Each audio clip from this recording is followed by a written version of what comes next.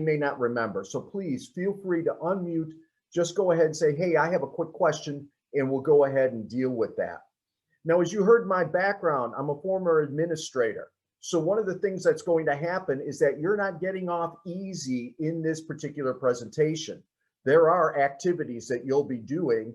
And although Dan's got a quiz for you at the end, I'll try not to have a final exam. So I think we'll let Dan's quiz kind of wrap things up. I'm going to show you an activity first. And when I describe this to you, we are not going to do this one today because obviously we're not together with each other. But this is an important activity, and I'm going to go through it, explain it, and explain why from a therapeutic standpoint, it actually makes a lot of sense. So if we were all together right now, I'd have a volunteer come up and we would basically face each other like you see myself and another participant doing. We would hold our right hand at about shoulder length and our left hand down about waist height. And what we would do is stand far enough apart where our hands would be able to meet in the middle. Now, the first thing we'd actually do is look at each other and we'd give each other a compliment, even if we didn't know who that person was. So it could be something simple in that case, like you're wearing a great colored shirt, or I like your scarf, anything of that nature. Then what would happen is we would have both groups clap, but clap through. So that not only you clapping hands in the middle, but you're actually going through and then clapping as they come back. Then what we do is you shift. So your left hand goes up to shoulder height, your right hand down to waist height. And this one's a very simple greeting, and you can make up whatever greeting you want. Oftentimes, if this were the case right now, I just say, I hope you have a great afternoon. The other person would repeat that back, and we do the same thing again, clapping through. Why? Well, automatically as therapists, you suddenly realize that guess what we're doing? We're crossing midline, and we're crossing it multiple times.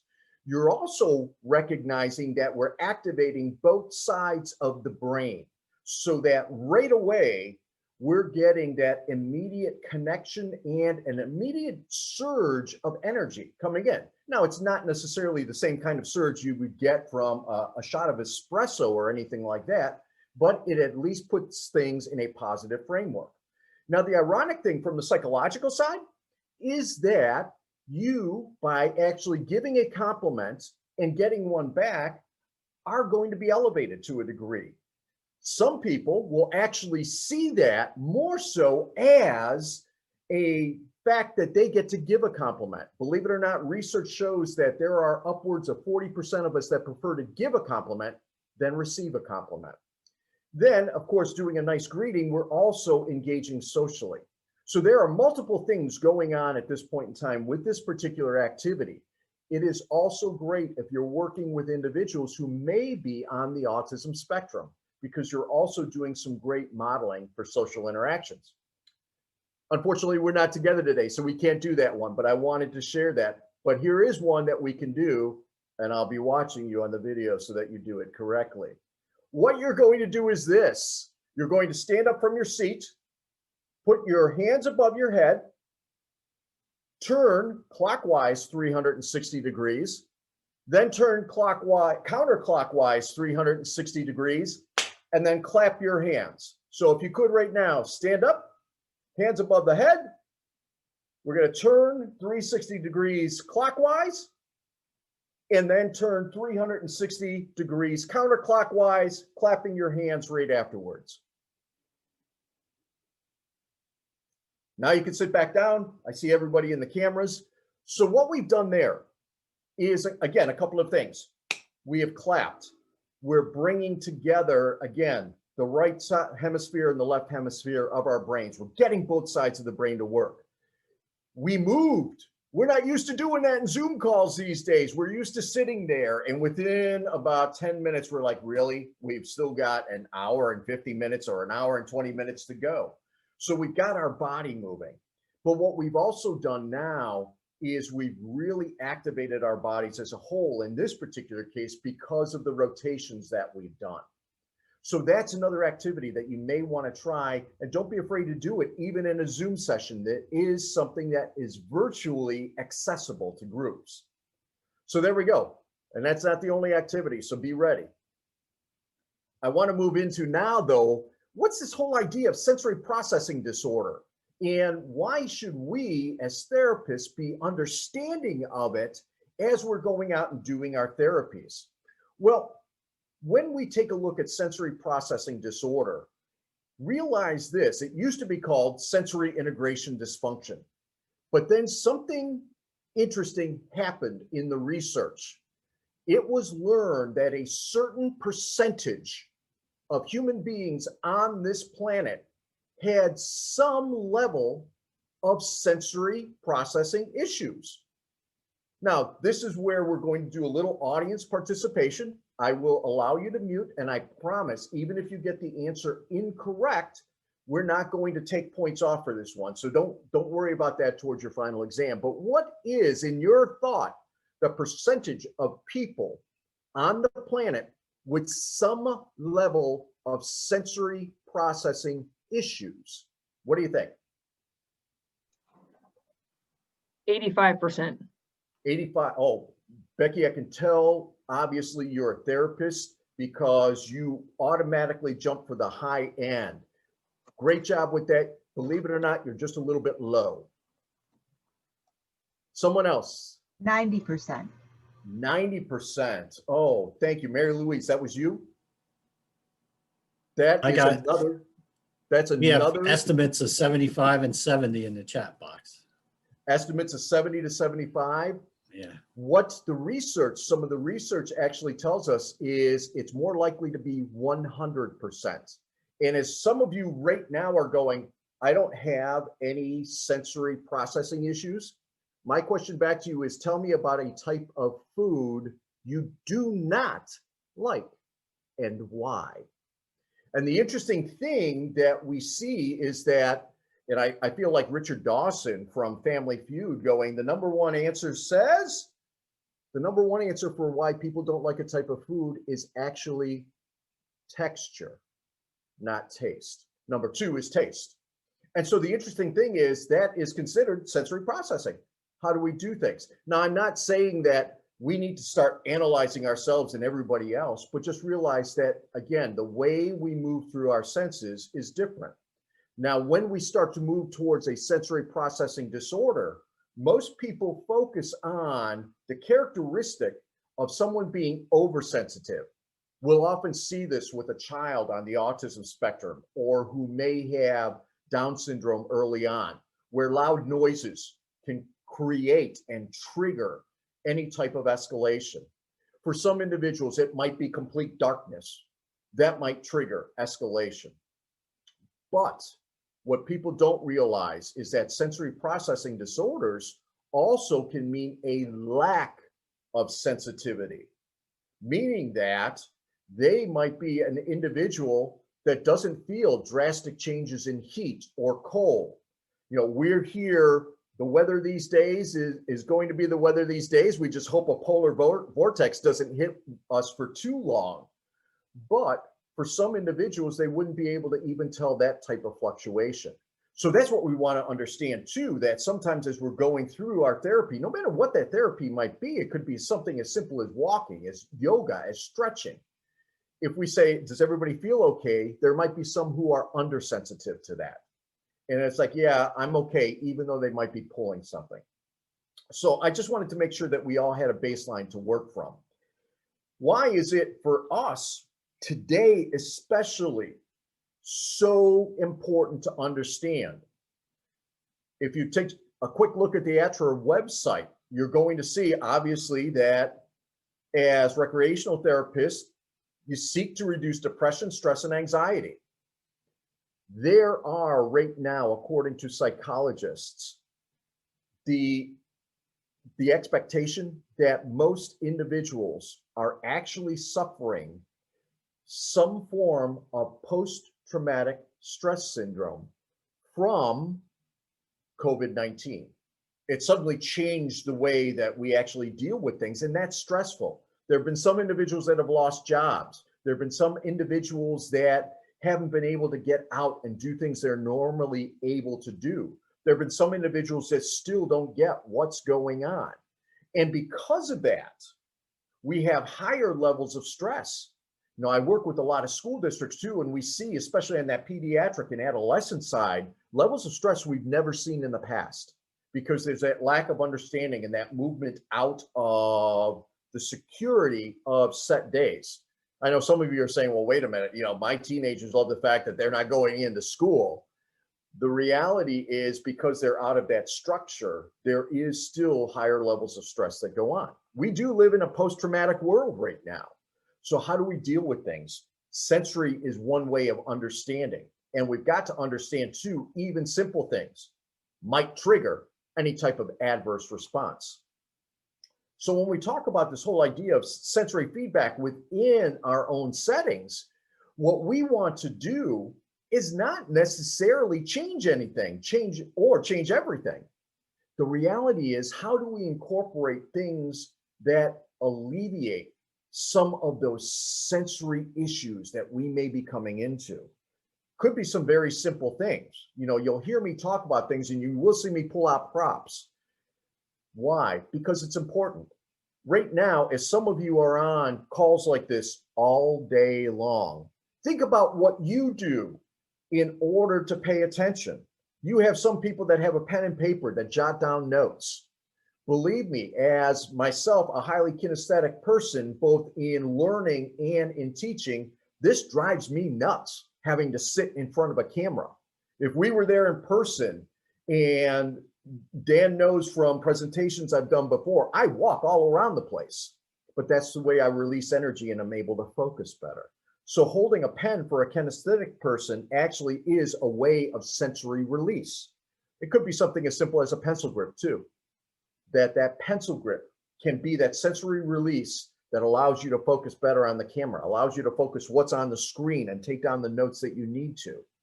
So what we want to do is understand these principles themselves. We also want to understand the idea of limitation versus reaction. What do I mean, limitation versus reaction? Well, in this particular case, when we talk about sensory and sensory feedback, there is a significant difference between a person needing to use something like this in a reactive format. So this is just what we refer to as a Tangle Junior, something that doesn't make sound, that can be easily carried around, carried in a pocket, and just used in this way. This is a reaction thing. If I'm driving you crazy, you might be spinning this or something else, spinning that pen around on the ground. However, there's for some individuals a limitation, and that limitation is if they are not doing something else with their hands while this type of a meeting is going on, they can't focus at all. And that's a limitation. And so within the therapy setting, we might want to recognize that for what we're doing too. Does a person, as we're doing whatever it is we're doing, whatever activity, need to have something in their hands that they could be fidgeting with, so that as you're going through whatever type of movement or gesturing that might go on, they actually allow those limitations to move away. All these approaches, everything I discussed today is going to be based on the individuals with whom you work. There's no one size fits all. We know that from therapy. There can't be a one size fits all because every individual is a beautiful individual who actually interacts with the world in so many different ways. So how do we align what we're doing on the sensory side with any of our practices? Well, first thing we want to do, review the modalities of what we're doing. You know, how is it that we're interacting? What are the specific types of therapies that we're using? And within those modalities, what makes sense? And we need to tie that back to the individual. What makes sense for them? So when we're talking sensory feedback, it could be something as simple as if we're working with an adolescent or a pediatric case where they need the texture of a ball. This is just a small little basketball that actually has letters and numbers on it. Now we can be working with them on throwing, on movements, but having fun, having them do math, having them do spelling out words, things of that nature, where now they're still getting that movement of maybe pushing a ball out, rolling a ball, something like that, but engaging in a different way sensory wise so that the therapy doesn't seem like therapy. You know, oftentimes, and how many times have you heard this, whether it be from an adult side or a child side, somebody coming in and saying, oh, if you're playing with a ball, that's not real therapy, or you're using an exercise band, that's not real therapy, that's easy. No, it's not. And for some individuals, it can become very tedious as we go through. So what we're doing in this is, as we're looking at the needs of the individual, we're saying, how do we bring our sessions into a balance for them? You do a great job with this every single day, but now let's include the sensory side to a higher degree, recognizing the levels of stress and anxiety that are there. So in some cases, we might want to simply revision things. You know, use this instead of that type of an idea as we go in. So let's get a little more concrete with things as we go through, and some caveats too as we go in. So some of the activities you might be doing, especially on the health and wellness side, and these are all activities that are so essential for today. You know, I work with a lot of school districts and I try and explain to them that breathing and yoga are important exercises for every single student and every single faculty member in an institution. Why? Because think about it, especially when you're stressed, somebody says something to you and you want to react. But we take that breathing. We actually calm ourselves down. The yoga aspect allows, again, that fluidity of motion. We're seeing more and more athletic teams actually adopt yoga as a style of practice. Yoga is not necessarily accepted by every school district out there, but it's okay. You know, we can still incorporate stretching and the ideas of breathing within stretching, within that framework. We see walking, we see even massage therapy coming into play. Here are some caveats when it comes to the sensory side that oftentimes we don't think about because it hasn't necessarily been brought up in the adverse way. It's been brought up in positive ways, but not adversely. I've got down there simply an aromatherapy kit. Some of you may have things like this already with what you're doing. And if you're doing some massage therapy, or you've got individuals coming into a room, your therapy room, wherever that might be, you might have these aroma diffusers going up. Here's the danger. You might have some individuals that you're not even aware of that actually have such a heightened sense of smell that these are triggers, but they might be minor triggers. So what ends up happening? Well, you might see your sessions with them, you know, they've always been maybe a little bit rough. Try taking away that scent, see what happens. Because sometimes those adverse reactions we might have from the olfactory sense actually inhibits our ability to do other types of movements in that, because we're focused on, I've got to get that smell out of my head. Even if it's something like a lavender, if we're using that, or a peppermint or a lemon, depending on what we're trying to get out for everyone. The other thing that goes into that too is lighting. Please be careful. When I talk about being careful about lighting, for most of us right now, as I see in some of the video cameras, and no, I'm not really spying on you, but I see a lot of windows.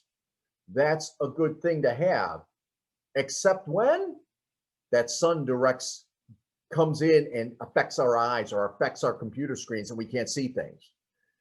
Now, think about that. Think about the lighting in regards to some of our individuals. You don't always have to have the lights down. For some individuals, they may prefer them up, especially at this time of year.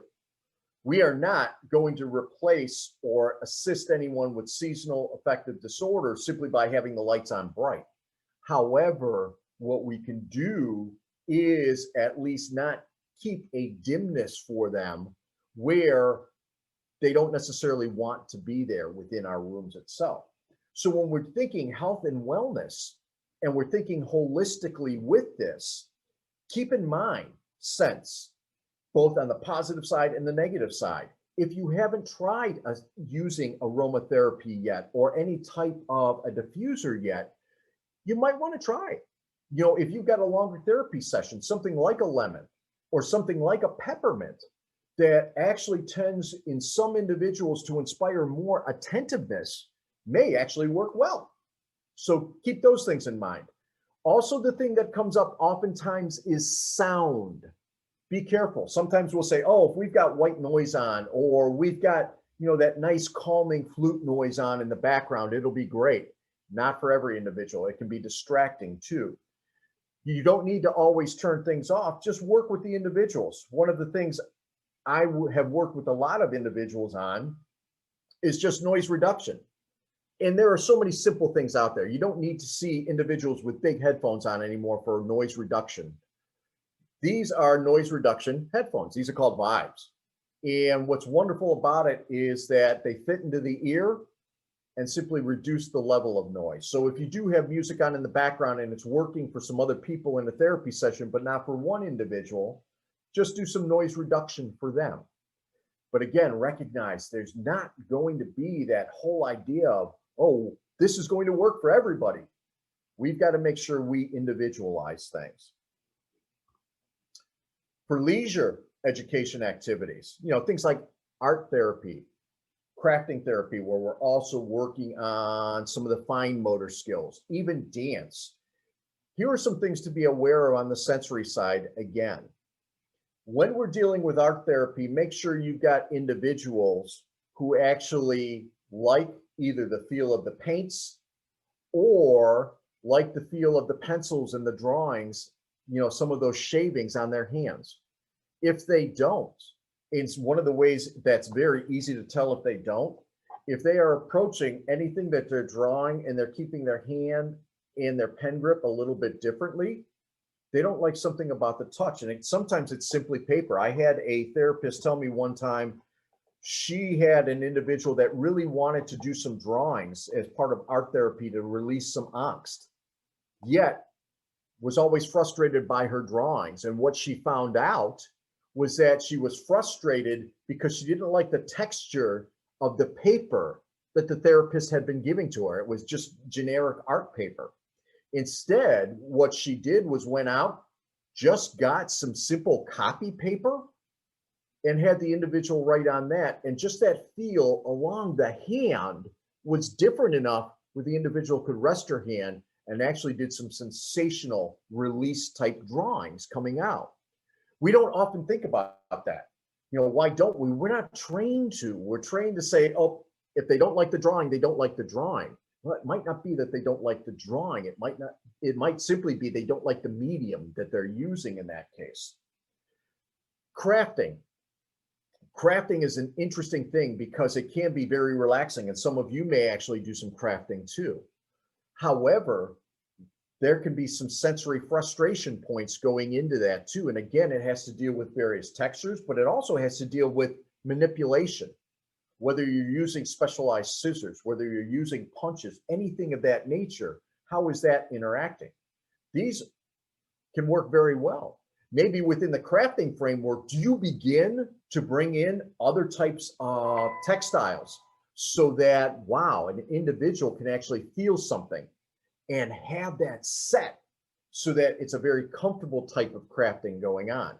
That's why we'll see quilting, actually, believe it or not, as something that can become very therapeutic, very relaxing. And you'll notice that some of the individuals, as they do that as their therapy, really start to focus in on using one or two textures within the fabrics themselves. Dance has become another thing when it comes to leisure activities. It's always interesting to me, and I've got a picture of adolescents down there, obviously, but for those of a different generation, dance has meant a lot of things over the years. So even just subtle movements, a box step, and I know for some of you younger people, you might have to Google what a box step actually is. There were those of us who were trained on it when we were children, by golly. And yes, TV was black and white back then, but that's beside the point. One of the things you want to recognize is that dance and just that movement can actually go out. And we see dance in so many different ways. Also with dance though, recognize that clothing is important. Make sure they're in comfortable clothing as they're going in. And that comfortable clothing is dependent upon them. I worked with a therapist who said she had a young male who actually in his 20s wanted to dance, but what she found was she told him, oh, wear sweatpants or shorts. And he seemed to get more agitated. But when she invited him to wear jeans to one of her sessions, he had no issues whatsoever.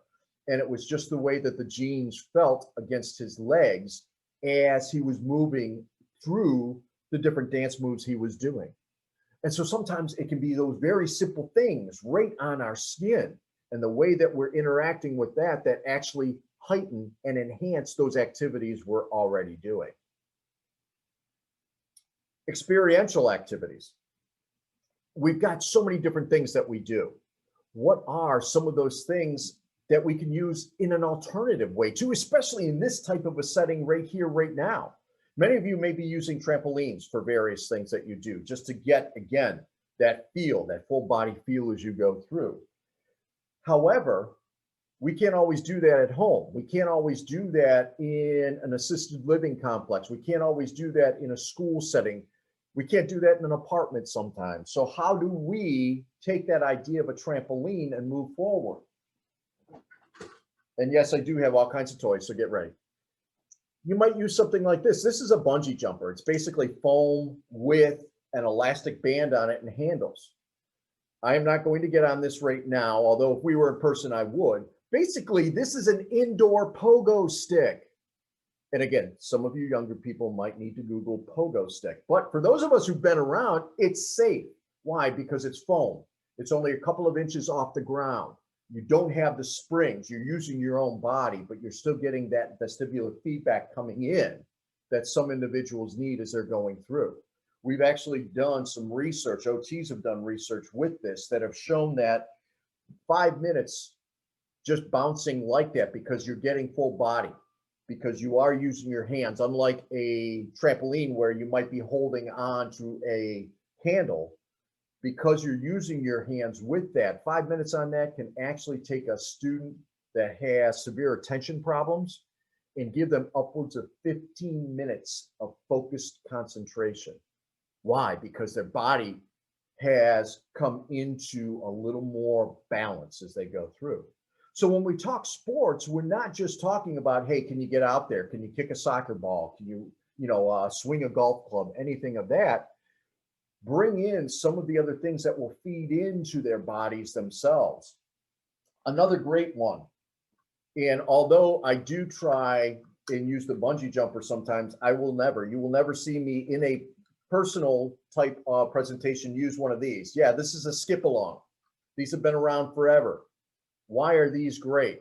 Aside from eye-hand coordination, eye-foot coordination, believe it or not, research has shown us this toy that has been around for a long time actually activates both sides of the brain and allows us to do a multiplicity of activities along with it.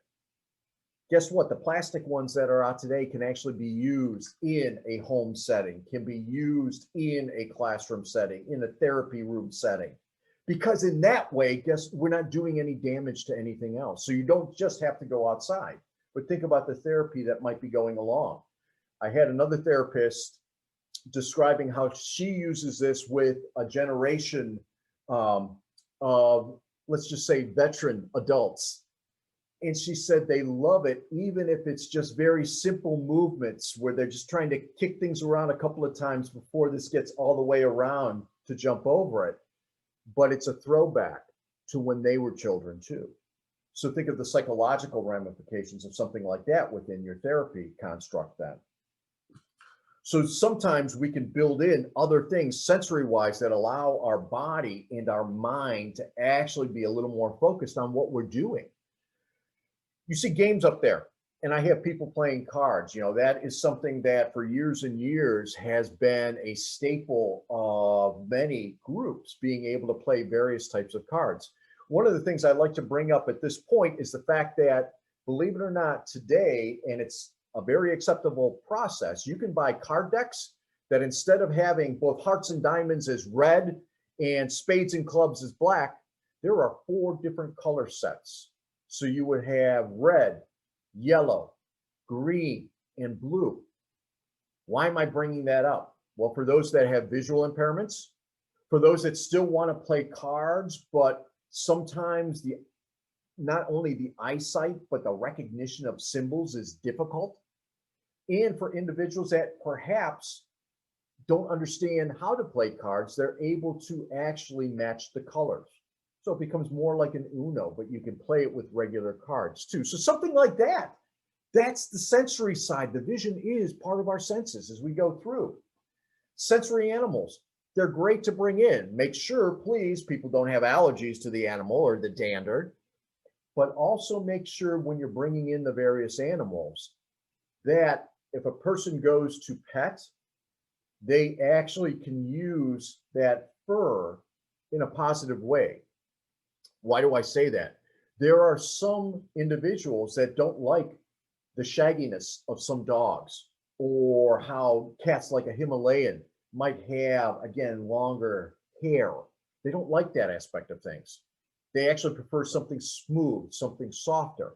That might be where a dog with short hair or a cat with short hair comes into play.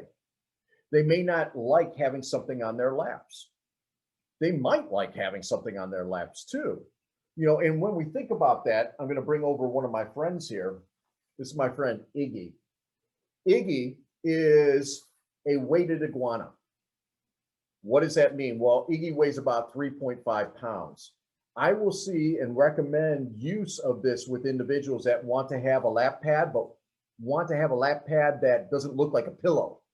I will also recommend something like this because it can be used as a shoulder pad.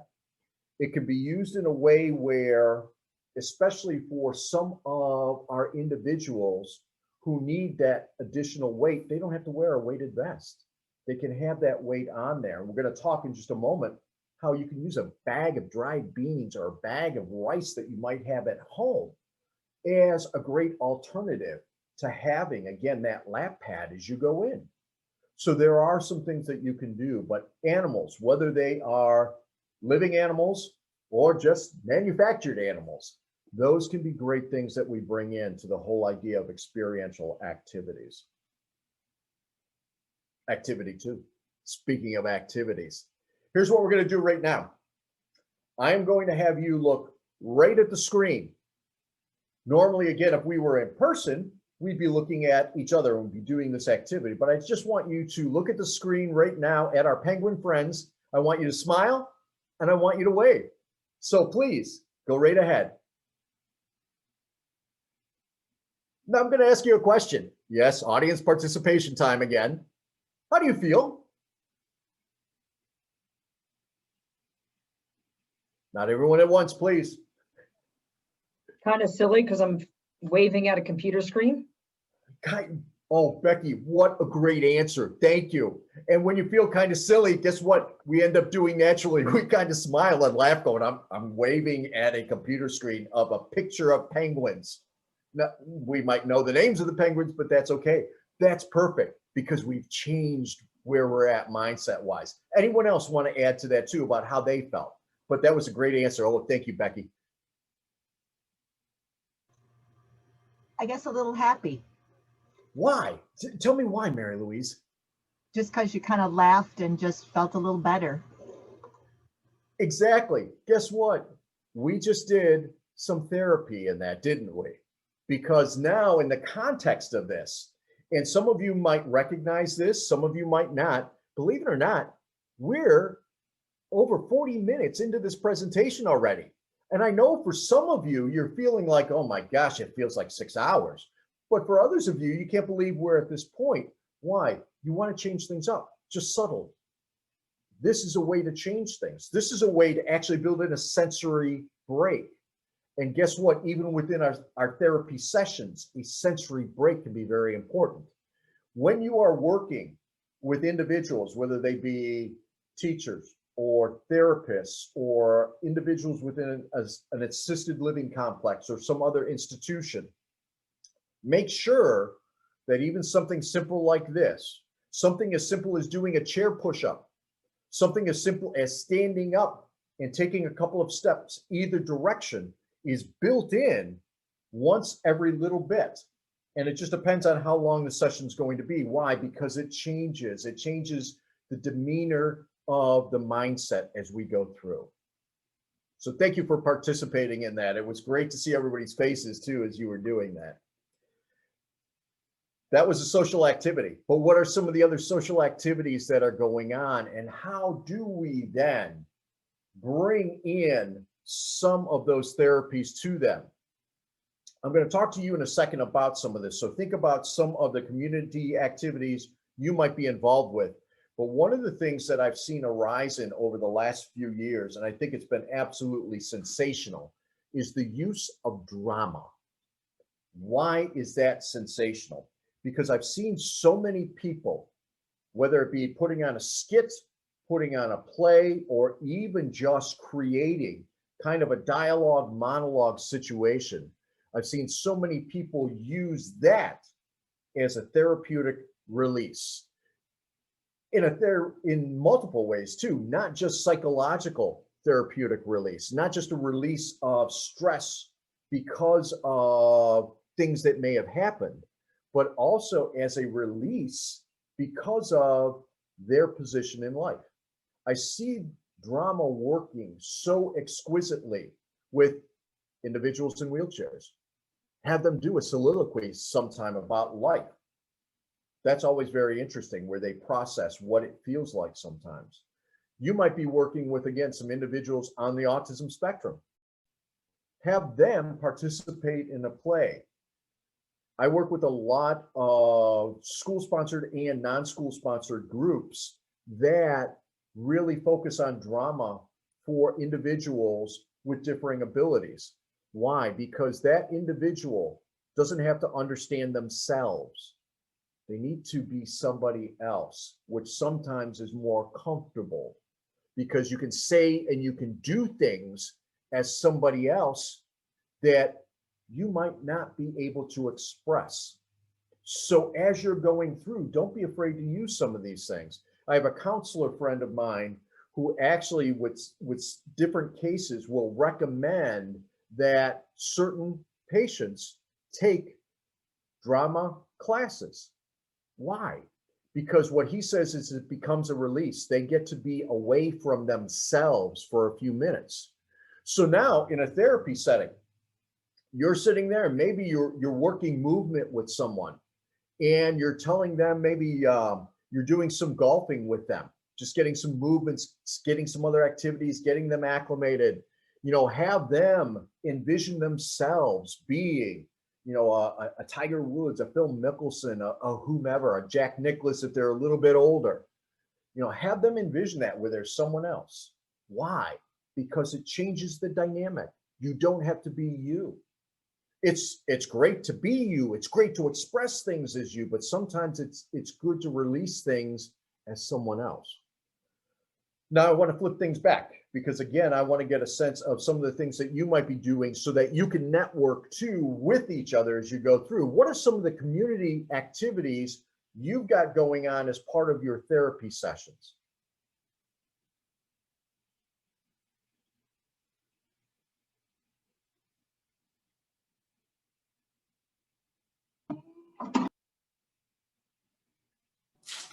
For those who don't want to speak, I can talk for you on the chat box if you put it in.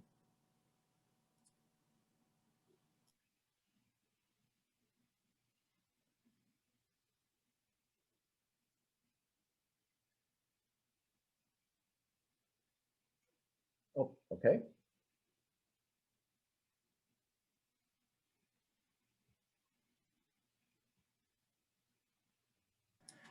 Can you repeat the question, Rick? Of course. Oftentimes within our therapy, we do a lot of activities that involve our individuals in community related things, getting that engagement. What are some of those activities you've got them involved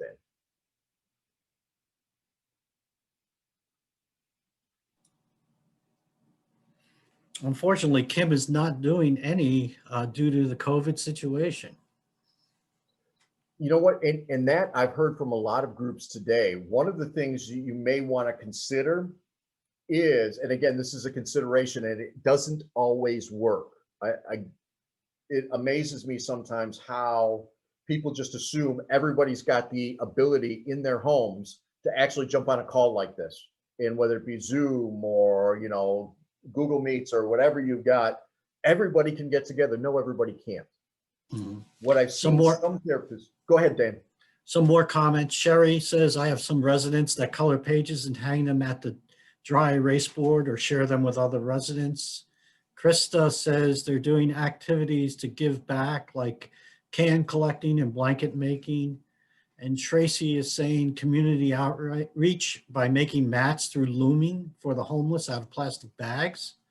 And Rachel is doing sports service projects and using Facebook to connect outside.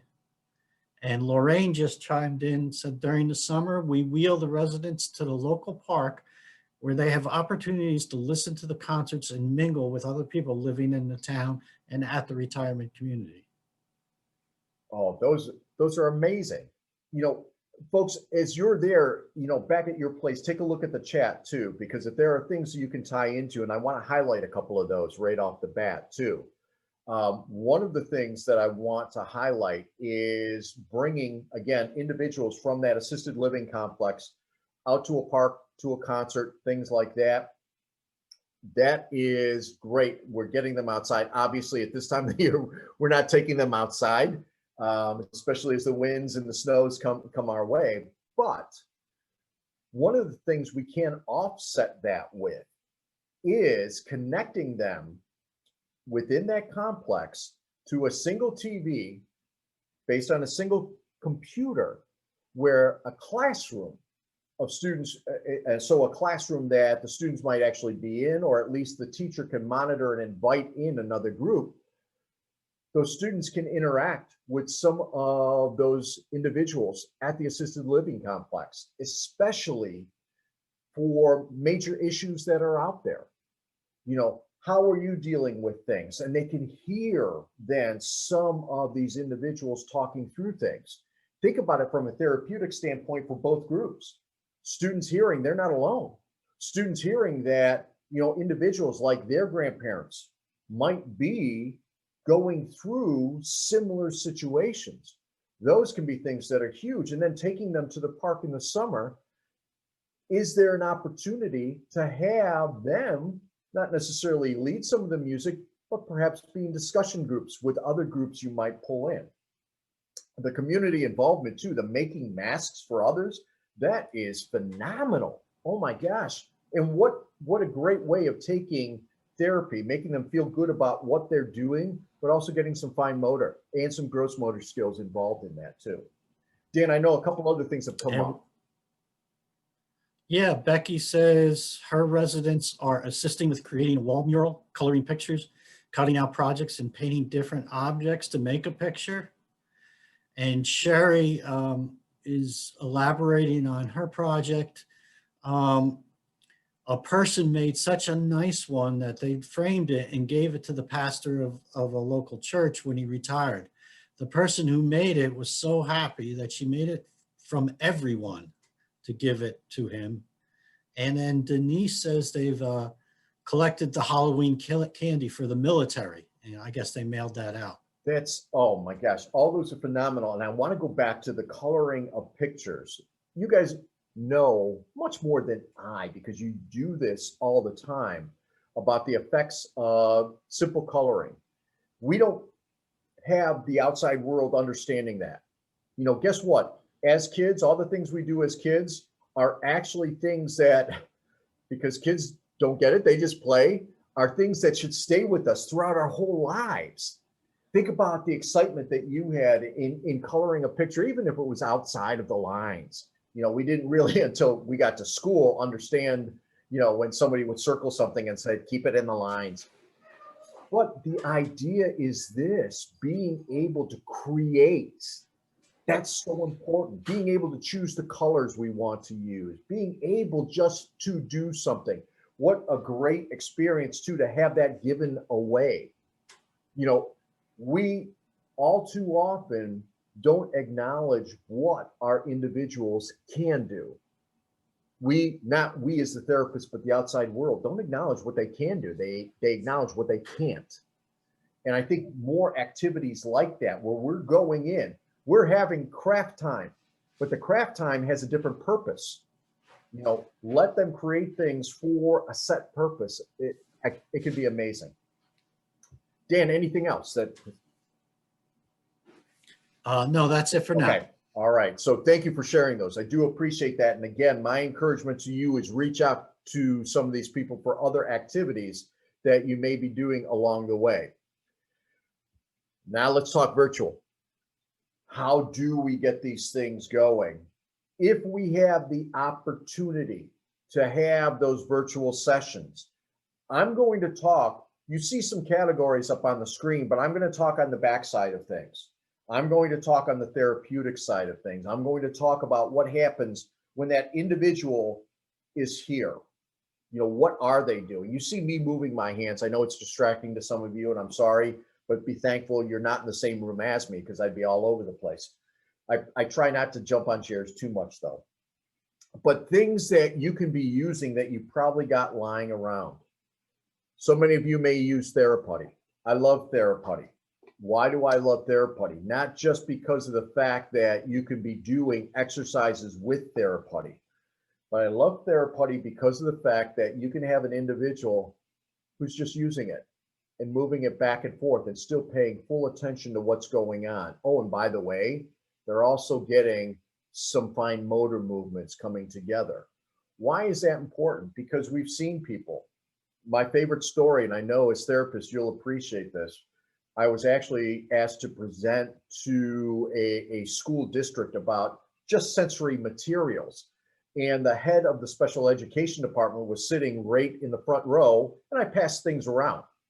And she grabbed the Theraputty and didn't pass it and spent the entire time just playing with the Theraputty. And finally, at the end of the session, it was so perfect. The lead OT looked over and said, I wish all of you could have played with the Theraputty, but would you please tell us what you got out of that? And the woman looked at her hands and said, I didn't even realize it was there. Think about that. A little bit of putty to one of our individuals who's on a call like this, and some of you might be using it right now going, okay, let's get through this slide. A little bit of putty can actually have multiple things going on, both therapeutically and focus-wise as we move forward. So something like that. Theraputty's not the only thing. What can some of our individuals have that's available to them? Crazy Aaron's thinking putty. I like Crazy Aaron's. First of all, you can get it just about anywhere. I've even seen it in stands and Cracker Barrels along the way. But what's great about Crazy Aaron's thinking putty is it doesn't feel like silly putty or the dollar store putties that you might get. So I've just got the chameleon, I always call it flavor, the chameleon flavor. I don't know what a chameleon tastes like, and I certainly don't know what the putty tastes like. But what's great is even though there's a stickiness when you're touching it, that stickiness doesn't stay on your fingers. And because it's a thinking putty that's out there and originally was designed for adults just to use like squeeze therapy, there's no stigma attached to it. It's not like somebody saying, well, why are you still playing with silly putty? They don't even have newspapers and comics anymore. And for those of you who, again, didn't understand that illusion, Google. But the idea is this is socially acceptable.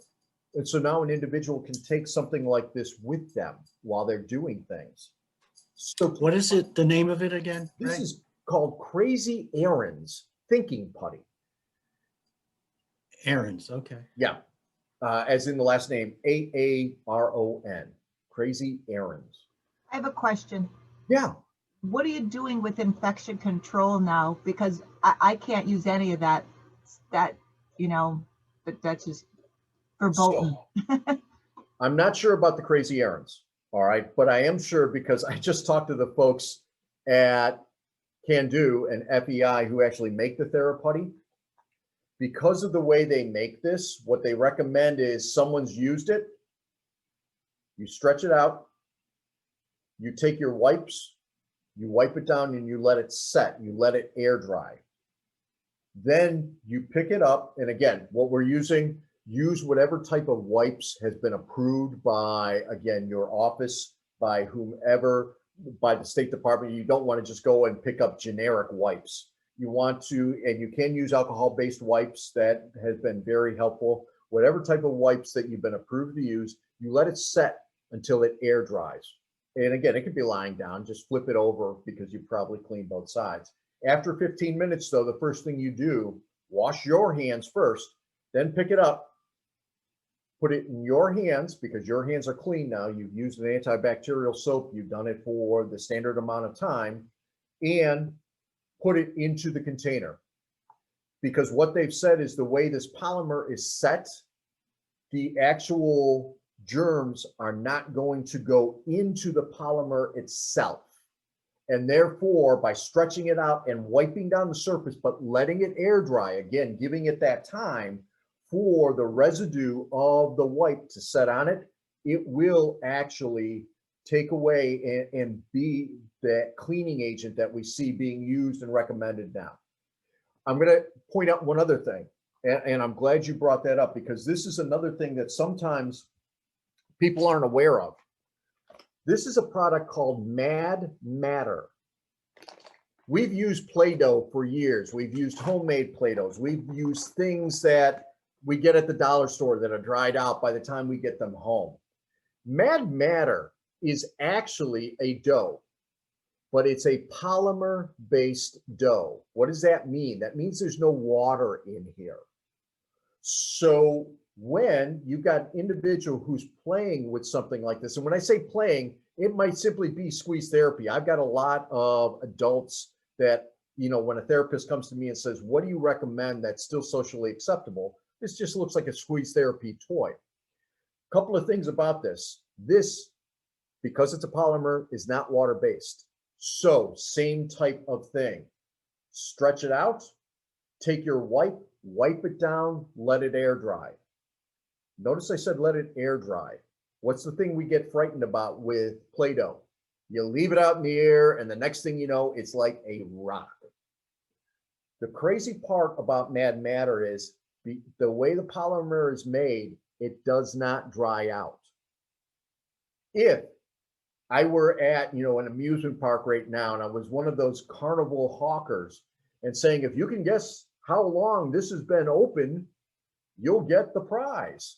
None of you would win because I can guarantee none of you would say to me that this bag of dough that I'm moving around and manipulating like this, that I do clean, so don't worry about that, that I've been using, and I've been using it for the last 3.5 years. It doesn't dry out. Now, the next thing that people automatically ask is, okay, it's a polymer, we can wipe it down, it doesn't dry out. But for some of our individuals, it's not a matter of if, it's a matter of when it's going in the mouth. Non-toxic.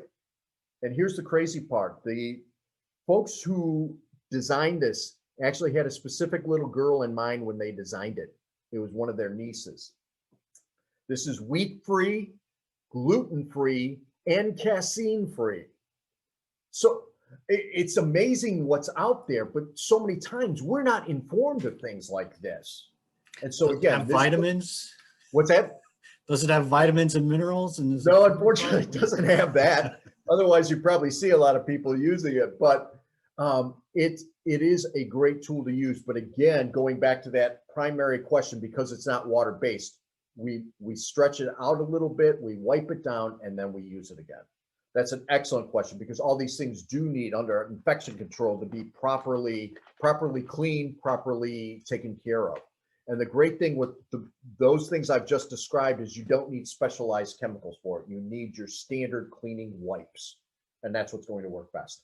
The one thing I'm going to share with you too when it comes to standard cleaning wipes, we've got a couple of different types out there. We've got bleach-based wipes and alcohol-based wipes. Those are the ones that are really highlighted for making sure within our current health environment really will take care of the germs as they go through. I will always caution us on something that could eventually end up in a mouth or is used a lot in the hands. I will caution the use of bleach-based wipes unless it is explicitly presented to you from whatever institution you're working under. Why? Bleach leaves a residue, and that residue sometimes can actually trigger sensory reactions adversely. If your group allows for alcohol-based wipes, I find that those, because the alcohol will dry off, there's not that same residue. Think about it this way. If you ever used a Clorox wipe on a screen or on glass, and right now I can see a couple of you are going, why would you do that? It leaves streaks. Yes, it leaves streaks. That's the residue we're talking about there. So if you're able to use an alcohol-based wipe, I recommend that more so than a bleach-based. But if you're not, again, just realize that that touch, that bit of sensory kind of feedback from whatever you're wiping down might still be there. I want to stop there for a second because, again, I want to make sure this is a session that we're really hitting things that you need to know now. And this isn't something that I built in here, but it makes a lot of sense. What other questions do you have about using devices, using products, using items, and the whole idea of infection control in this day and age?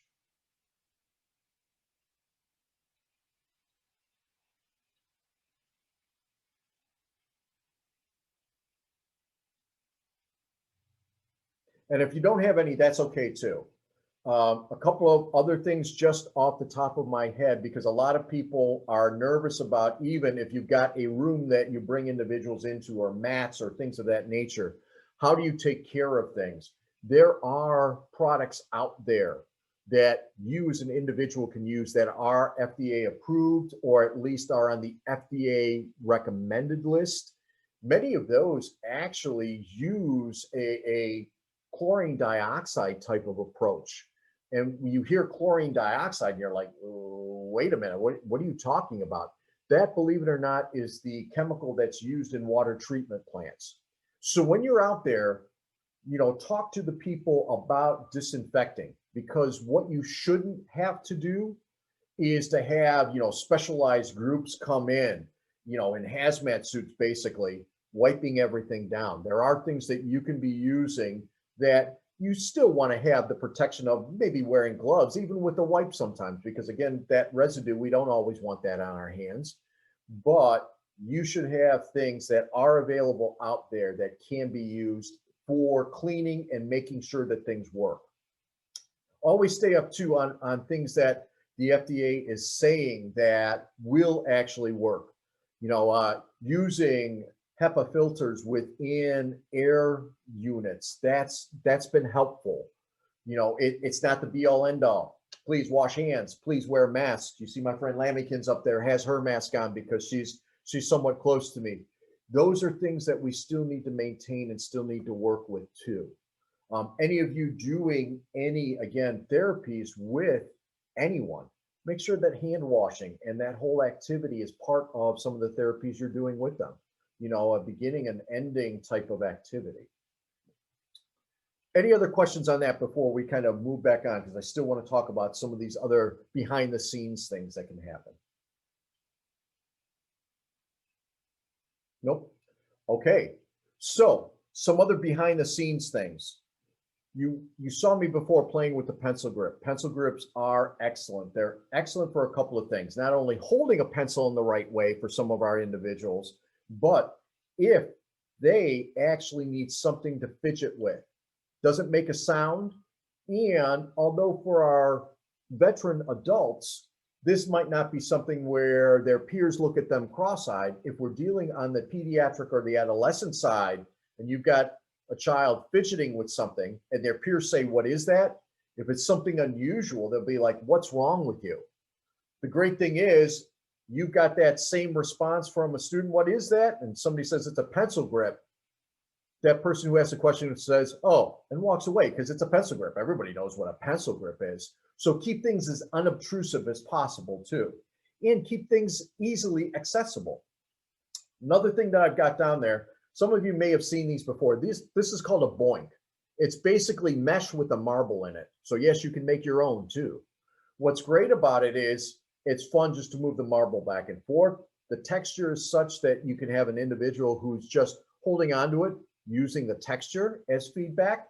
It can be carried in a pocket and pulled out at any point in time. So that's something to be aware of too as we go in. And again, unobtrusive. It's something that can be held outside of a camera screen that we can do that. So this is something called a boink, B-O-I-N-K. Another thing that I recommend now, and it seems interesting, but people over the context of the last year have really understood this more. What I've got here are basically, this is the product is called Cordzilla. And basically it's a chewy tube that goes at the end of a hoodie type of pull string or a pull string for anything. I've got a lot of individuals who use this even if they don't put things in their mouth. Why? Because there is a texture to it.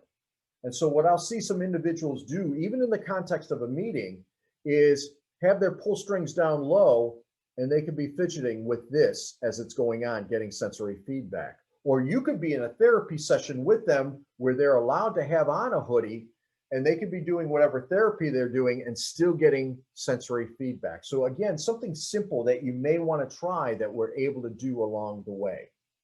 Dan, I know we had a couple of comments come in. Any questions that I can address there? No, I was just typing the names of the products that you were showing us. Great, thanks. So I have Cordzilla and Boink Yep. and Mad Matter were the three. Excellent, thank you. And please forgive me for kind of just throwing that out there. I just get a little yellow light that flickers, or orange light. I'm sorry, I can't even tell my colors anymore. I need my functional skills assessment to go on. I get a little orange light saying there's something in the chat, so forgive me for calling out there. But again, there are things that we can be using in the background. Here's some caveats. Yes, I'm going to pull out more toys.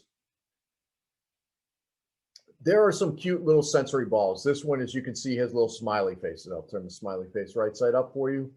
Something like this can come with all kinds of things on the inside. Sometimes they have little beads or pellets. Sometimes they have slime. These are okay for a pull-out session where you are guiding the individual. I don't like them used in a generic way when you're just saying, here, use this. Why? Because they become distracting, they're obtrusive, and frankly, on a lot of these, if you're not careful, you can actually puncture through some of the outer casing. Case in point, I was doing a presentation and had one that was filled with slime, where I had a special education director and her lead therapist sitting next to each other. And when I said this one's filled with slime, the therapist said, yeah, we only use that when we're guiding practice. And the special education director said, well, I can see that because I bet if I put my fingernail in this, it would pop. And I said, yes, so you don't want to do that. So of course, like any good person, she put her fingernail right in it. And the next thing you know, her hand's covered in slime. And it's like, she's like, well, why did that happen? It's like, because we told you it was going to happen. I don't know. But so be careful with the outer covering. Something that does work though, and some of you may be familiar with these are weighted balls. So again, not a lot of weighting, but just enough where you can feel it in your hand. Some of you do therapy with these. Some of you may have individuals lift these because these are easier to put in the palm of a hand than a small dumbbell. These can be used too, just for that fidgeting. They're out of the way. And then you can bring it back into the therapy setting. Please be careful in a therapy setting where you've got someone who, these are cute, but these can also be thrown. You don't want them sitting there thinking, hey, I'm going to toss this over to somebody and not have that other person ready. But these are positive things that you could have. You also have to be careful though, because sometimes individuals may have things like this. And yes, this is a Jacob's ladder. And some of you are familiar with Jacob's ladder for doing various types of therapy as we come through. But with that, notice that it is making noise. So this is not something you want underneath a camera as someone's going on unless they are definitely on mute as we move on. So those are just some things to have in the background as you're going on in a session like this if you have to go virtually. We can't always do that. So just be aware of that. I want to kind of begin to bring things to a close here and then give you folks some time for questions too. And talk a little bit about this idea of purpose-driven therapy plans. All of your therapy plans have a specific purpose. And that's absolutely perfect.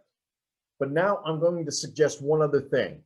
Incorporate sensory activities, but incorporate pragmatic sensory activities for that individual.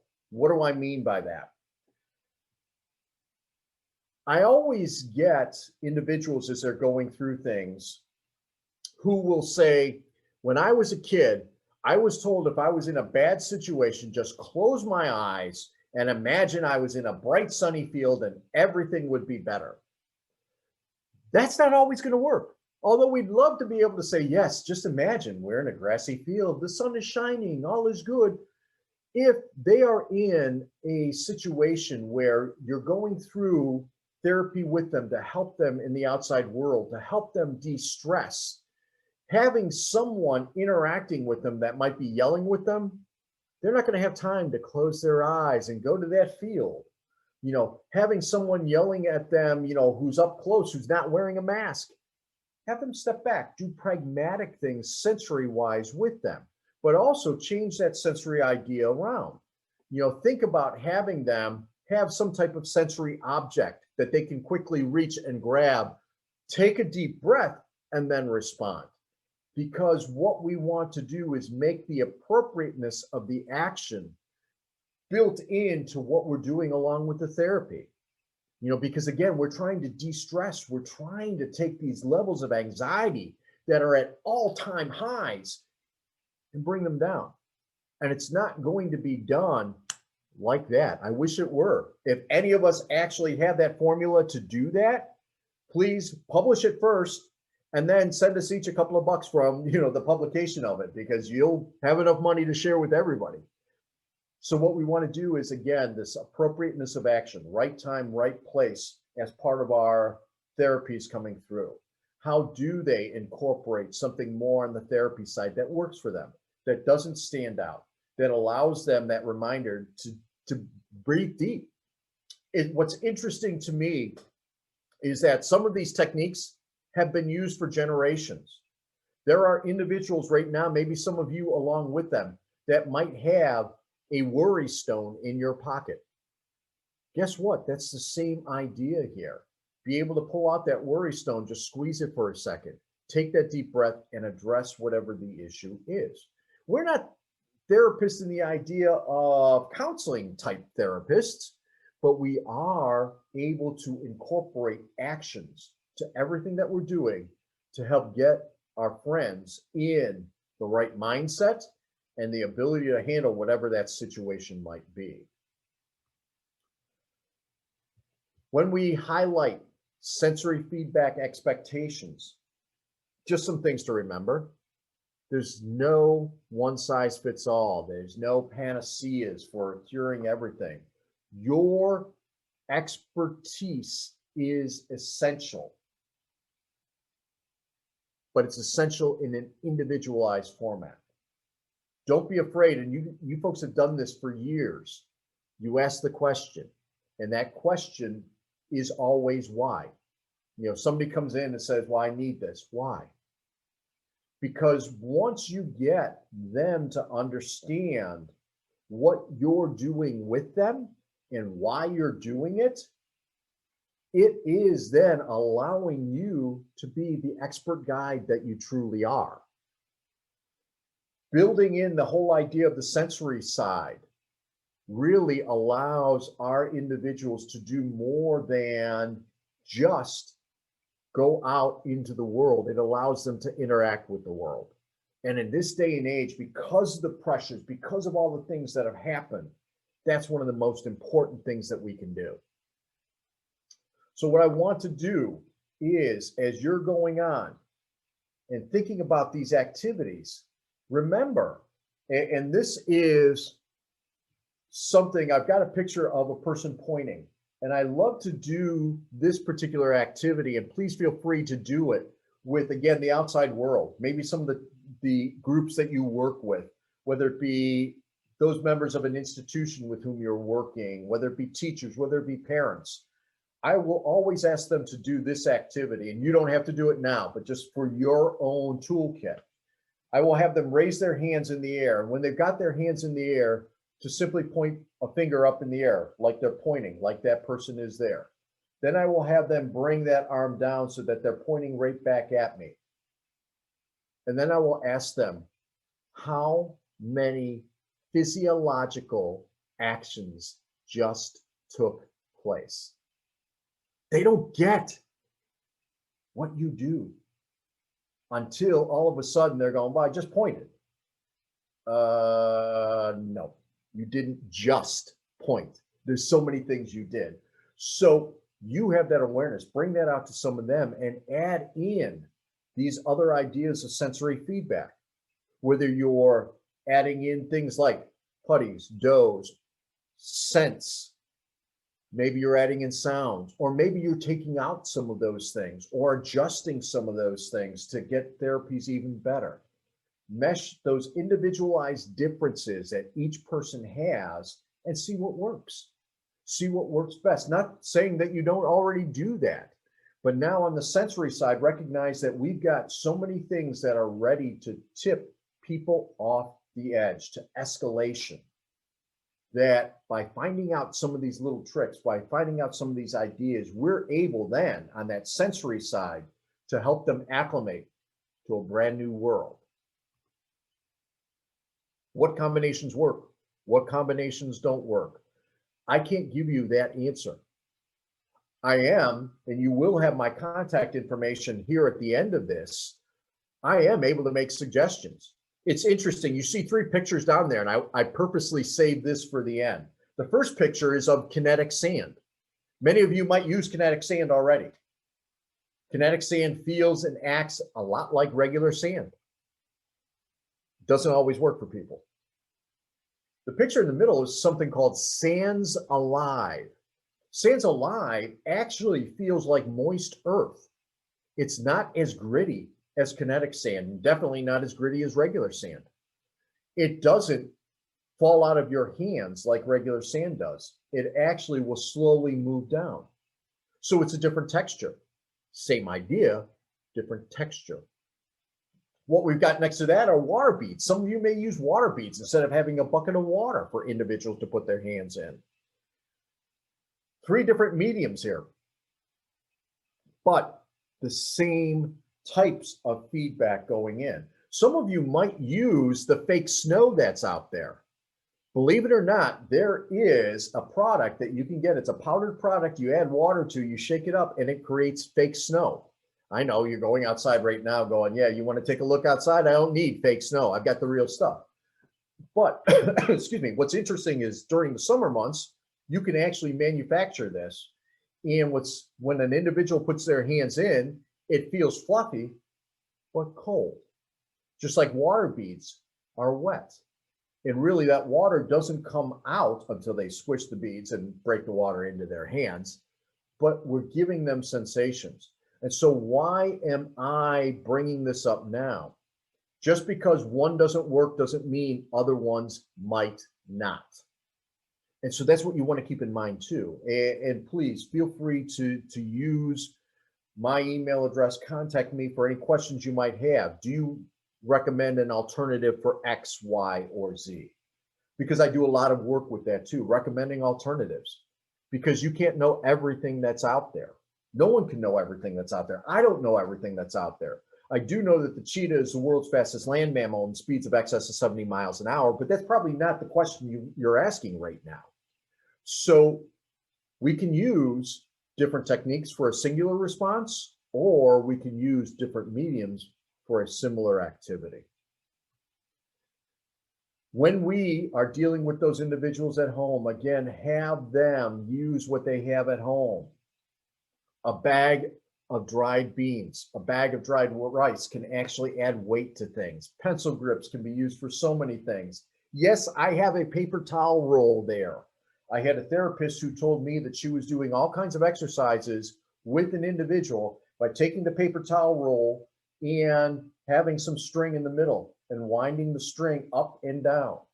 And then to add another degree to it, she had that individual take some duct tape, one of my favorite tools when it comes to sensory things, put a piece of duct tape on one side, put some dried beans into it, put a piece of duct tape on the other side, And now it also made noise when they were doing their exercises back and forth. And they could shake it. And they could do other things with it. It's a paper towel roll, but we can do that at home. And so when we got that one-on-one session, therapy does not need to stop. It can continue to go on. And all you want to do is think kinesthetic. This is not thinking out of the box, folks. That statement is annoying to me. None of us as therapists think inside a box. But if we think kinesthetic and we start to adapt, we can be more responsive to what those individuals' needs are. So my suggestion to you as you go through this is the question. We see the commercial, what's in your wallet? My question is, what's in your toolkit? What do you carry around with you? How do you get some of these different sensory inducers up there? You know, this is off right now, meaning that I'm a little bit already into my planned question and answer session, but I love timers. I love visual timers. Why? Because everybody can understand the passage of time as opposed to seeing a clock somewhere and saying, oh, it's such and such a time. So have a timer, have other things. You know, I already showed the vibes, just having those noise reducing capabilities.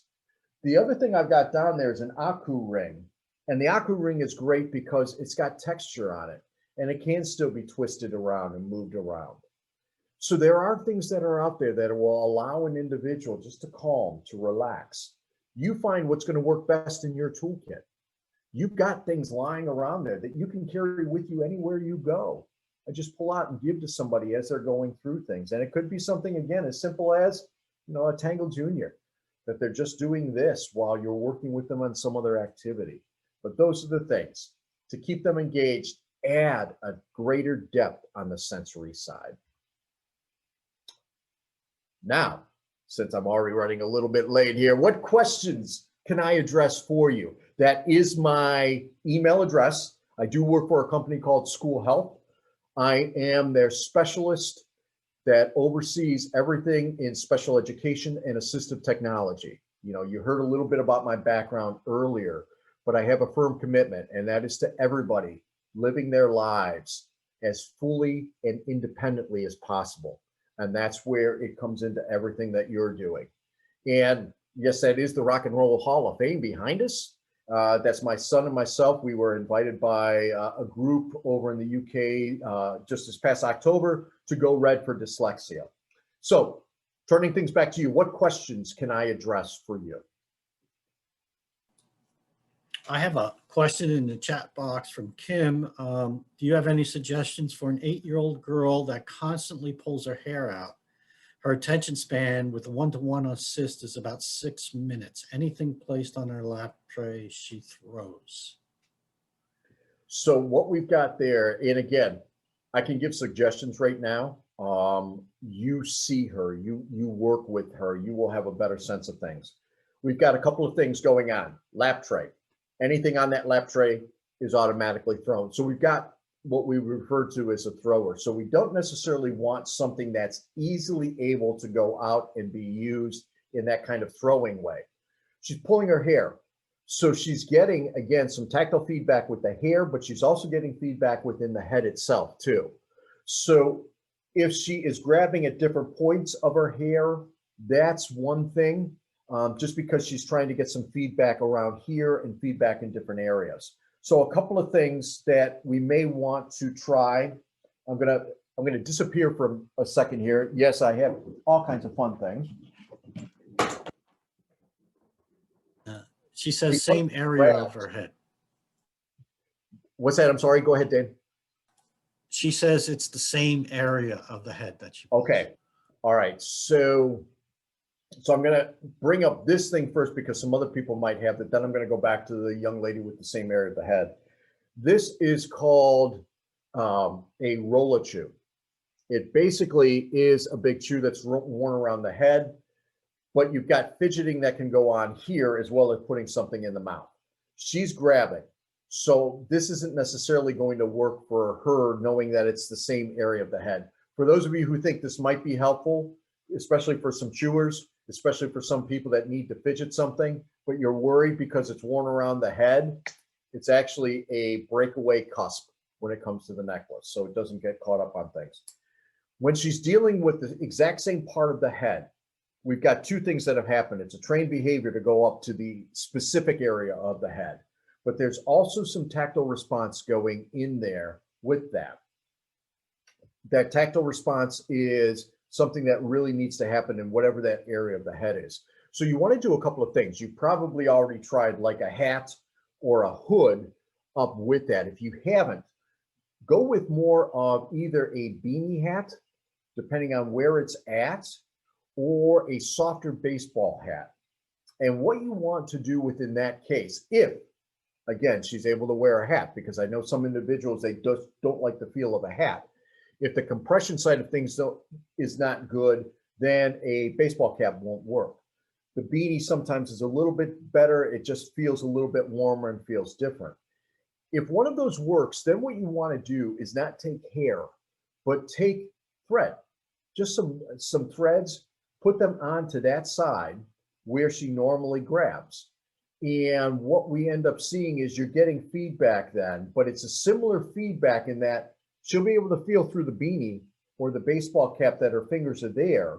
She's just not going to feel the hair being pulled out, but tactily, behaviorally, she will feel something similar to the hair. That would be my first suggestion to you, because it's obviously a behavior we have to train her out of.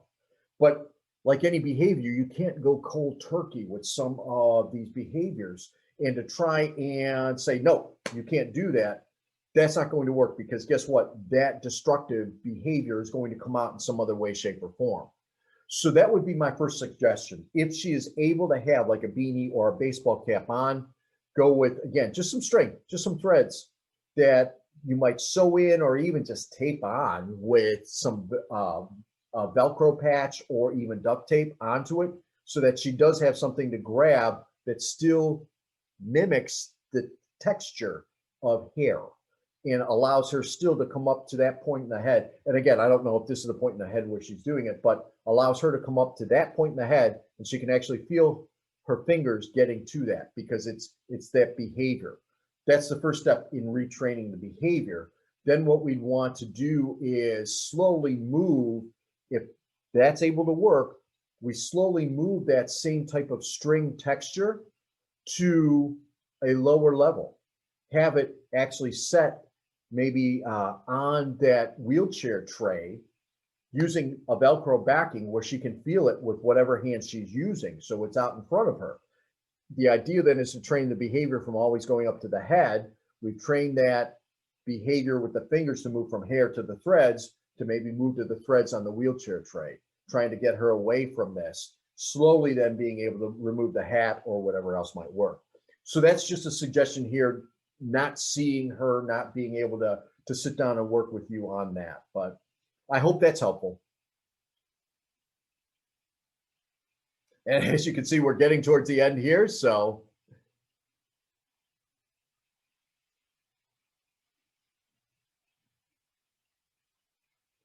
Dan, I think you're on mute.